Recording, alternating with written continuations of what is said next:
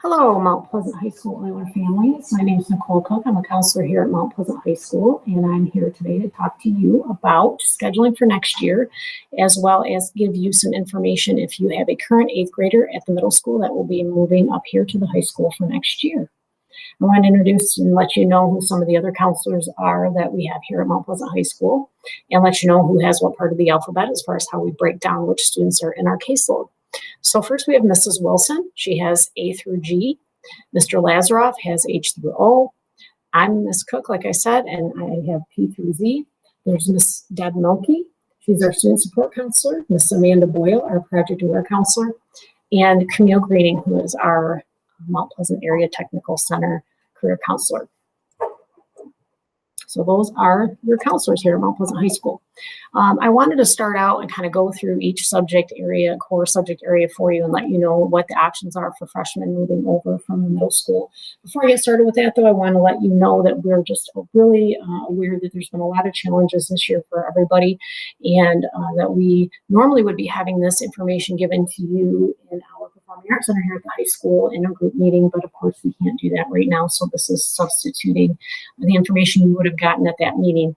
And so I'm going to go through, I'm going to tell you about all the core subject areas and what classes your students will have the option to take, talk about credits, I'm going to talk about Michigan Merit Curriculum, and then a little bit about how your student is choosing their classes for next year and some of the deadlines that are going to be attached to that.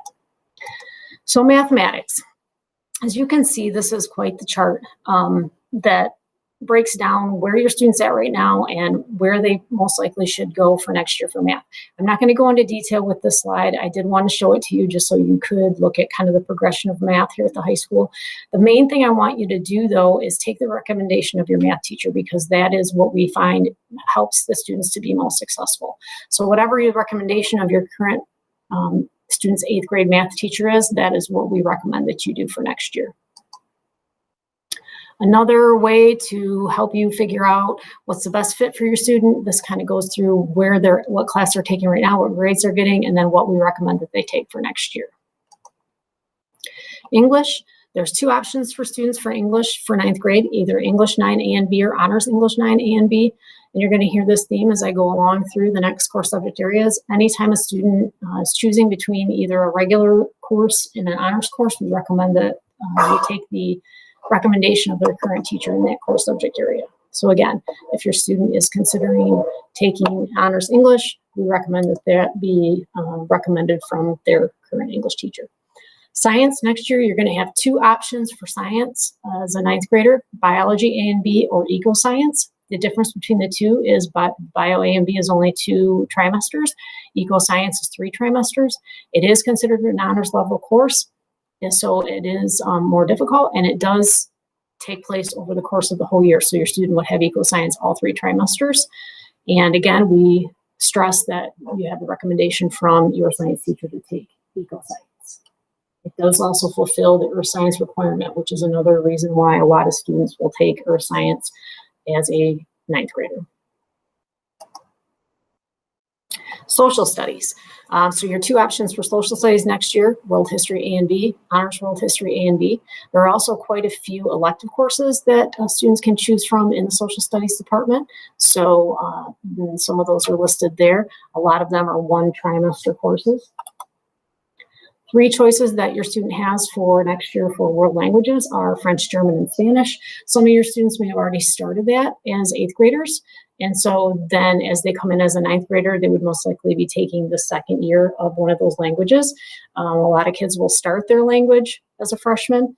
They don't have to. And we'll get into more of what those requirements are as we move into when I talk more about the Michigan Merit Curriculum and the requirements there. Fine arts, we have lots of offerings in the art department. Also offer choir, band, and orchestra. So make sure your student looks through those options if they're a student that's interested in those options. Health and PE, you'll see there's quite a few elective courses for PE and health.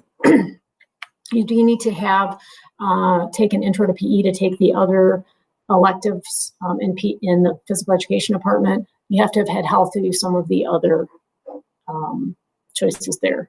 And PE and health are core requirements, and a lot of times your students will take those as ninth graders. Gratiot Isabella Technical Education Center. Here's a breakdown of all of the options that your student has in our tech center. There are several amazing classes that your students can take. Mostly as a freshman, they would be taking an intro course in these because they're going to be taking a lot of core classes. So being able to fit in tech classes usually doesn't come until definitely after freshman year, sometimes June up till junior and senior year. But there are introductory options available for Mount Pleasant students as well. Okay, I want to talk a little bit about the scheduling process and the program that we use for scheduling here at Mount Pleasant High School. So some of your students are in computer class right now. In fact, my student is in computer class right now. So they may have already entered a lot of their course requests into the Zello program. And I just want to make sure all of you know that just because that has already happened doesn't mean changes can't be made. We will be making changes to course requests for several months leading up until the beginning of the school year. I'm giving you this information here so that you can get into your student's account if you'd like to see what classes that they've requested for next year. Normally, we would be going into computer labs and helping students do this. I know your students will be going back next week. And so if your student is currently in computers, I believe they're going to be getting some face-to-face instruction on inputting this. And then what will happen is they will switch to PE. Those of you who have a student who's in PE right now will come into computers and we'll start getting into the Zello program and working on putting in their course requests. The other thing I wanted to mention was the student's going to be working on a 4-year plan called their educational development plan. So when they go into Zello, they're going to see 4 years in there, freshman, sophomore, junior, senior. They're going to input classes into Zello for all 4 years. I want everybody to know that changes can be made after they input that information.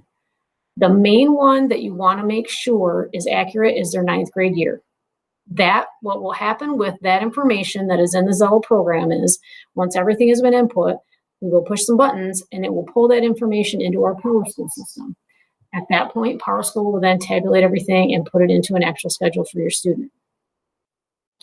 Their sophomore, junior, and senior year will be updated every single year. So it's more of a way to get them to be thinking about what their career ideas are, what kind of classes they might want to take at the high school, but those other 3 years are not getting put into a schedule. They're not set in stone. We will be altering those for the next 4 years. The main one you want to worry about being accurate is your student's 9th grade year. The other thing I wanted to say was, if you get into the Zello program to view your students' information, to see what they've put in, if you are in there and you're not feeling comfortable with it, we ask that you would contact us just to make sure we can keep their schedule accurate. We want to make sure that kids' schedules are accurate. This program will be an option for parents and students to get in and make alterations to up until about mid-February. We don't have exact dates yet, but we will let people know when those dates are going to be. We'll communicate that through social media, email, etc. And at that point, then once it's locked down, you can't make changes and you would have to request for a counselor to make the changes. Also wanted to let you know there's a letter going home with this information in it as well for you. So be looking for that in the mail soon. Okay, I wanted to talk a little bit about what it's like here at the high school, what some of the things that are similar, there's a lot of things that are different for your student. So we're on trimesters, that isn't any different. The middle school's on trimesters, we're on trimesters.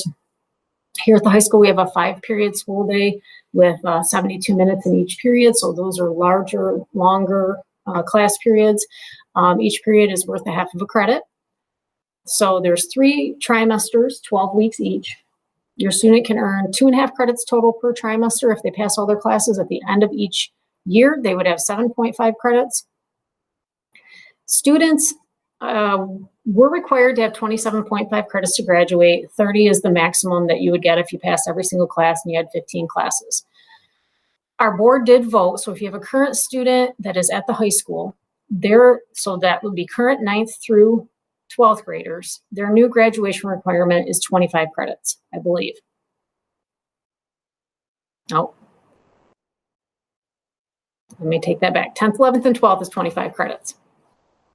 I'm not really sure what's going to happen with the credits moving forward, but as far as I know, the 27.5 credit requirement is going to stand for your 8th and 9th graders. Just be looking for that. Just know, as counselors, we are going through, we're auditing them. We're making sure they have every single class they need and every single credit they need. And if they don't, we will make sure to let you know that. Okay, the Michigan Merit Curriculum. I wanted to go through a little bit, let you know what those requirements are.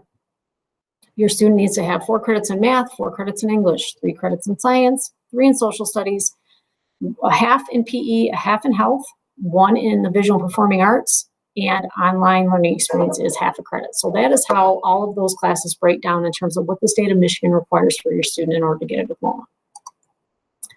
One other thing that needs to be added to that is the world language. So your student is required to have 2 years of the same language. So in other words, you can't take 1 year of Spanish and 1 year of French. It's got to be 2 full years of the same language. However, they do allow for substitutions. So you have to take the first year. So that is required no matter what. The second year can be substituted with extra CTE programs. It can be substituted with extra visual performing art credit. We do want to point out that a lot of colleges and universities prefer seeing the actual 2 years of a foreign language on a student's schedule, a world language. So we do recommend that if you are college bound, that you stay in the actual language courses for 2 years. Some things to think about. We have here at the high school the opportunity a student can test out of any core class that we offer. And if a student is interested in testing out, thinks that they already have grasped material and could test out of the test, that can be set up. We ask that that happen through our main office, and that is done at the end of every trimester during exam weeks. You have to get a 77% or higher in order to be considered a test out. It goes on a transcript as credit, not a grade. And then that student does not have to take that course later because they've already mastered the curriculum. What you're going to notice with your 9th grade student schedule once it's all set is it's mostly core classes. There's not a ton of room in there for elective stuff. Students usually get a lot of their core stuff done in 9th grade, finish a lot of that up in 10th, and by 11th and 12th, they've got lots of room in there to take extra classes, maybe elective classes that they want to take, or possibly dual enroll if that's something that they'd like to do. Here's a sample schedule. As you can see, like I just said, it's mostly core. And sometimes they'll have a couple elective classes in there. The student happens to have exploring graphics. One thing to point out is that, just those 15 classes that you're inputting into Zello will not be in that order, will not be in any typical order. They're going to be thrown into our Power School program, and it's going to make a schedule for your student, and it's going to be very randomly selected.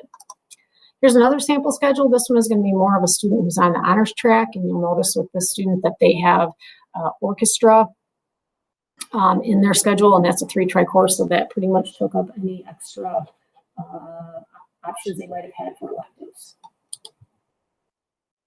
Okay, so if you have questions about how many trimesters a class is, what the course descriptions are, there's also a nice tool where your student can fill out what are their 15 classes. I know they've done something different in the middle school. They have the 4-year grid that the kids have filled out. And so I would use that for now. But if you want to know about the different scheduling resources, you can go to the counseling webpage and click scheduling resources. And then once you're there, if you click on the Mount Pleasant High School course guide, that'll get you a more in-depth description of our courses. And then below that is also the Tech Center course offering guide. So that will give you some more information as we progress through. Only a few other things I wanted to mention today before I stop is I wanted to make sure that all of you hang on just one sec here. My slideshow started going crazy. I wanted to make sure to reiterate to all of you that this is a process. We're just at the very beginning, that just because your students pick classes doesn't mean that they're set in stone. We are always available through email. Mostly right now, that's the best way to catch us, or through phone. We also want to let you know that if you want to schedule individual meetings with us, we are available to do that as well, to go through and help your student be prepared. And anytime that we can do those in person, we can also do those through a Google Meet format. If you have a student that's online and it's not safe, or maybe it's not safe for you to be here in the school building. So please communicate with us. Let us know if there's anything we can do to help your student transition from 8th to 9th grade, and just know that we're always here to help out with anything that you need. Just make sure you reach out to us, and go Oilers.